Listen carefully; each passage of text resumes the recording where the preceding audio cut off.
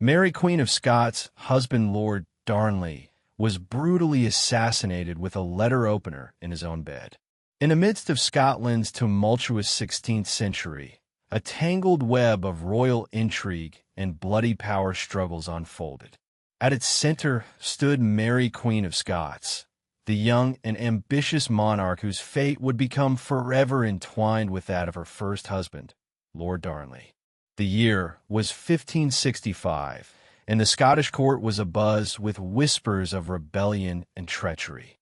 As we step into this unforgiving world, let us immerse ourselves in the grandeur of Holyrood Palace, Mary's official residence in Edinburgh.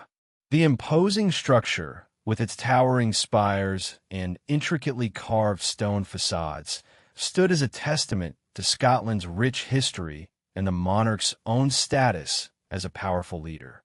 But beneath its stately facade, a cauldron of tension simmered. Lord Darnley, Mary's cousin and husband, was a charismatic figure with an ambition that rivaled his royal bride's own. His marriage had been a strategic alliance, forged in the midst of Scotland's complex web of alliances and rivalries. Yet, as time passed, it became increasingly clear that Darnley's intentions were far from pure. His charm and good looks could disarm even the most skeptical of courtiers, but his true loyalties remained shrouded in mystery.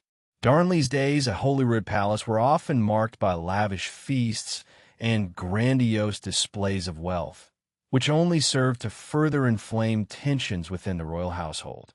Mary, already reeling from the complexities of her own position as queen, found herself increasingly isolated and reliant on the counsel of her trusted advisers, the cunning Earl of Moray, her half-brother, and the clever Lord Seton.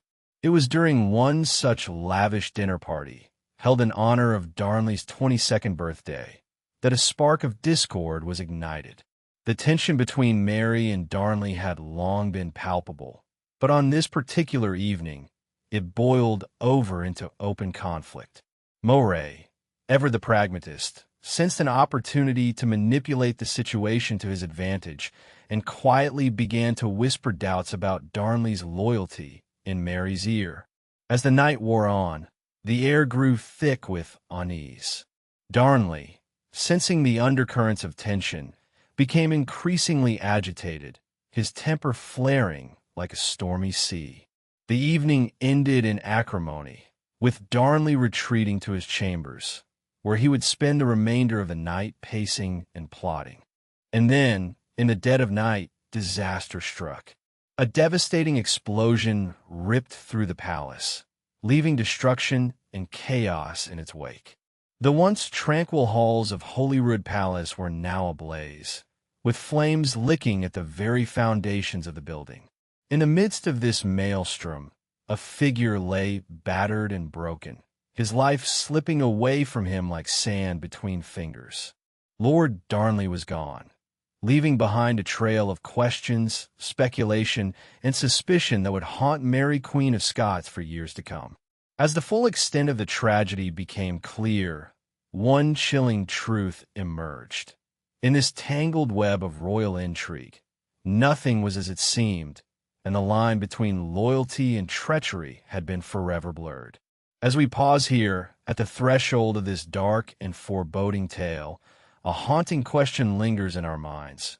What really happened to Lord Darnley that fateful night?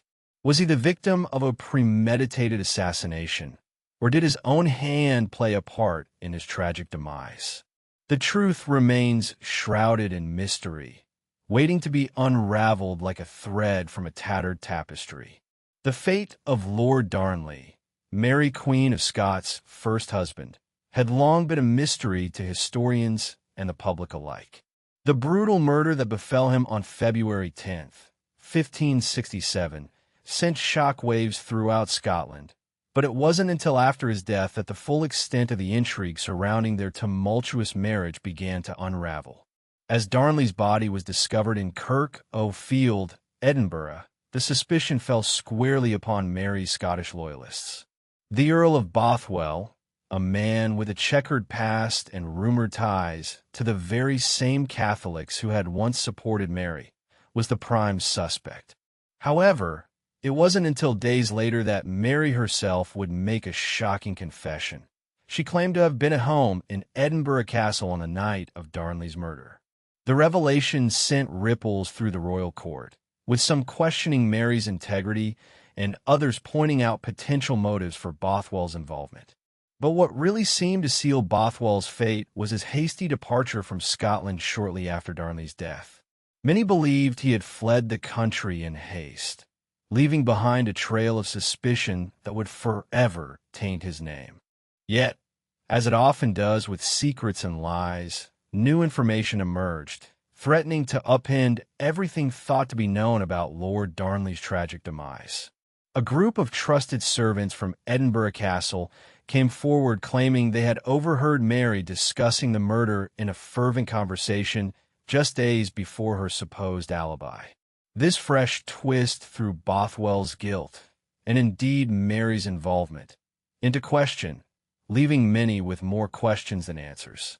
And yet, even as we dig deeper into this tangled web of events, there remains one thread that continues to unravel, drawing us ever closer to the dark truth behind Darnley's brutal murder. The mysterious disappearance of a key witness, one who had been privy to the inner workings of Mary's private chambers and closest confidants.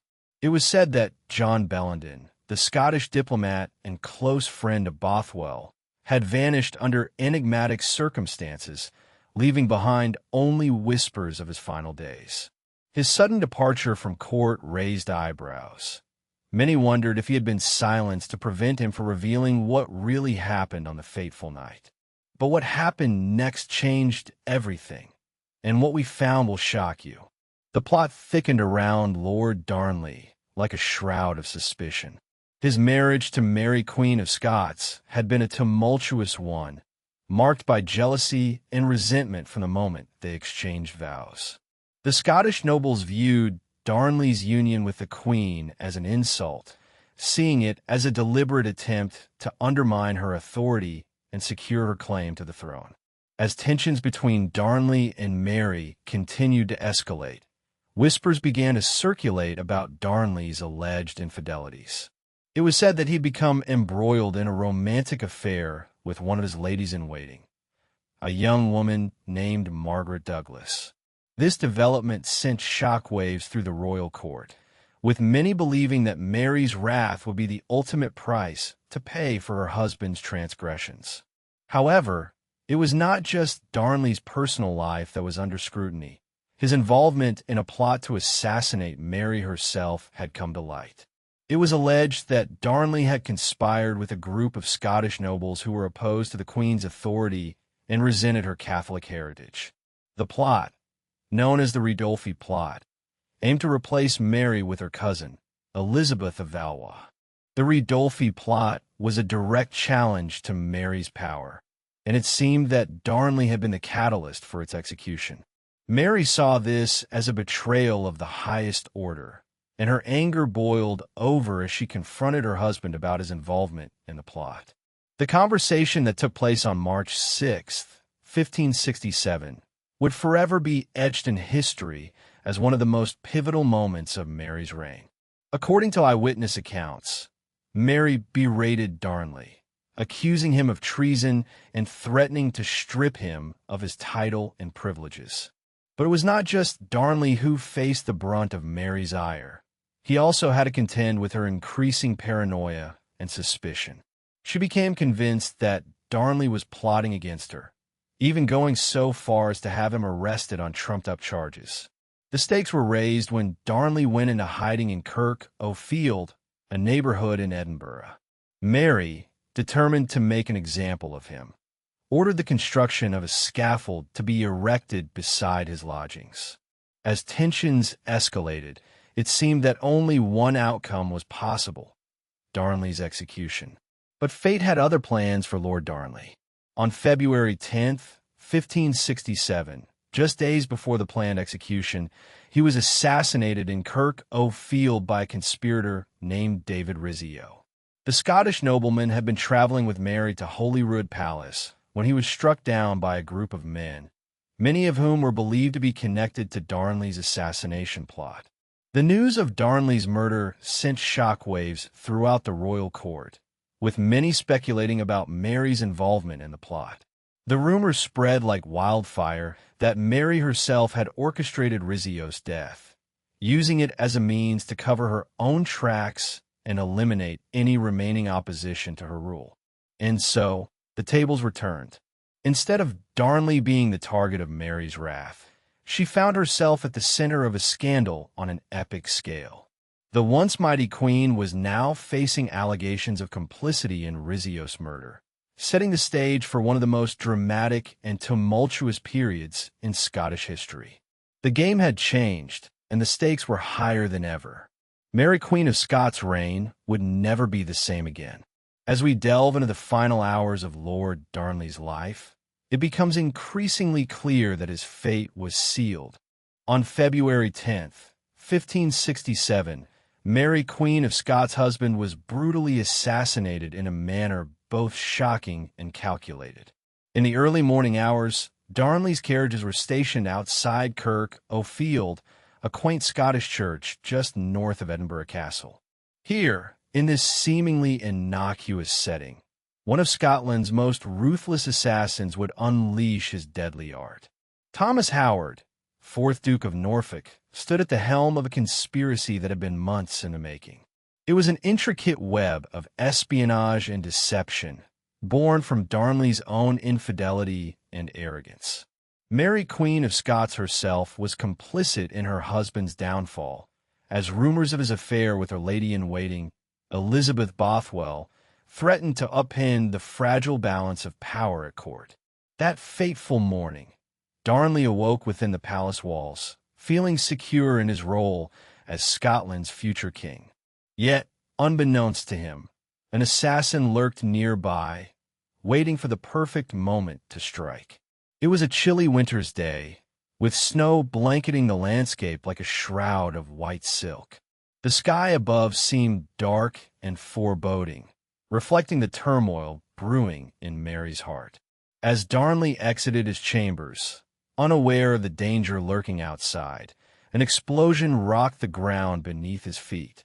A blast from a hidden gunpowder charge ripped through Darnley's carriage, sending his lifeless body crashing to the earth. In that instant, Scotland was plunged into chaos. The future of the monarchy hung precariously in the balance, as Mary, Queen of Scots' grip on power faltered. Over the coming weeks and months, rumors swirled around the assassin, hinting at an involvement from none other than Lord Bothwell, Darnley's own killer and, by some accounts, Mary's lover. The seeds of discord had been sown during this tumultuous period in Scottish history, leaving a trail of destruction that would have far-reaching consequences. Today, we can see the echoes of this tragic event resonate throughout Scotland's storied past. From the turmoil of the Reformation to the present day, Lord Darnley's assassination has left an indelible mark on the nation's psyche. This shocking act serves as a poignant reminder that even within the highest echelons of power, human frailties and passions can lead to devastating consequences. In reflecting upon this dark chapter in Scottish history, we're reminded that, despite the best efforts of those who sought to control it, fate often holds the final hand. It is a sobering truth that resonates across centuries, leaving us with more questions than answers. What drives individuals to commit such heinous acts? How do events like these shape our understanding of history?